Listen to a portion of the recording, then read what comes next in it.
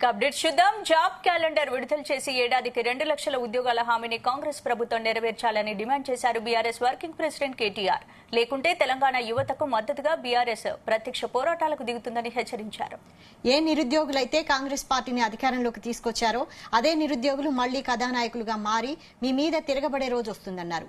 ప్రతిపక్షంలో ఉండగా job calendar విడుదల చేసి ఏడాదికి 2 లక్షల ఉద్యోగాలు భర్తీ చేస్తామన్న కాంగ్రెస్ పార్టీ అధికారంలోకి రాగానే నిరుద్యోగులను మోసం చేసిందని, మెగా డిఎస్సీ అని చెప్పి దగా డిఎస్సీ చేసిందని మండిపడ్డారు. వివిధ పోటీ పరీక్షలకు సన్నద్దమవుతున్న అభ్యర్థులు హైదరాబాద్ లో కేటీఆర్ ను కలిసి తమ సమస్యలను వివరించారు. ప్రతిపక్షమైన భారత రాష్ట్ర సమితి మాకు అండగా నిలబడాలి.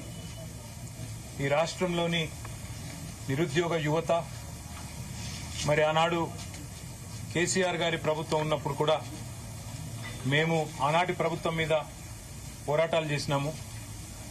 మీరు 9.5 సంవత్సరాల పాటు ఆనాడు జరిగిన ఉద్యోగ నియామకాల్లో పారదర్శకంగా చాలా పెద్ద ఎత్తున నియామకాలు జరిగినప్పటికీ అక్కడక్కడ చిన్న చిన్న పొరపాట్లు జరిగినప్పుడు మీ మీద కూడా పోరాడాము. అదేవిధంగా ఈరోజు ఇప్పుడున్న కాంగ్రెస్ ప్రభుత్వం ముఖ్యంగా మాకు ఎన్నో హామీలు ఇచ్చింది. ఆ హామీలు అమలు కావడం లేదు. కాబట్టి మీరు ప్రధాన ప్రతిపక్షంగా ప్రజల తరపున మా తరపున గొంతు విప్పండి, పోరాడండి అంటూ వారు అందరూ కూడా కలిసి వచ్చి వారి సమస్యలన్నీ కూడా వివరించి చెప్పడం జరిగింది.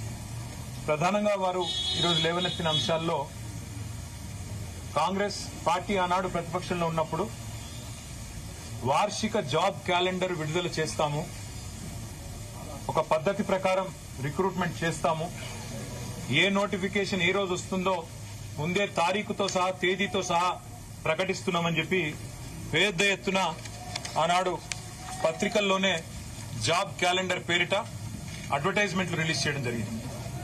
చాలా పెద్ద ఎత్తున తెలుగులో, ఇంగ్లీష్లో అన్ని రకాలుగా వారు విడుదల చేశారు. అందులో వారు చెప్పిన దానిలో ముఖ్యంగా మరి గ్రూప్ 1 ఫిబ్రవరి 1 నాడు విడుదల చేస్తాము, గ్రూప్ 2 మరి ఏప్రిల్ 1 విడుదల చేస్తాము నోటిఫికేషను, గ్రూప్ 3 జూన్ 1 విడుదల చేస్తాము, గ్రూప్ 4 కూడా June 1, assistant executive, assistant engineer, PR, RNB, RWS, అదేవిధంగా పబ్లిక్ హెల్త్ డిపార్ట్మెంట్ ఇవన్నీ కూడా మే 1 నాడు విడుదల చేస్తాము. అగ్రికల్చర్, హార్టికల్చర్, వెటర్నరీ పోస్టులకు సంబంధించి మే 1 నాడే జాబ్ క్యాలెండర్ విడుదల చేస్తాము, నోటిఫికేషన్ విడుదల చేస్తాము. Assistant motor vehicle inspectors, town planning officers, agriculture extension officers ఇవన్నింటికి సంబంధించి జూన్ 1 నాడు విడుదల చేస్తాము. 10 నోటిఫికేషన్లు ఏవైతే ఇప్పటికే ఇవ్వాల్సి ఉండేనో అవి ఇవ్వకుండా ఇచ్చిన మాటలు నీటి మూటలు అని తేల్చేసిన వైనం మన కళ్ళ ముంగట కనబడతా ఉన్నది. ప్రధాన ప్రతిపక్షమైన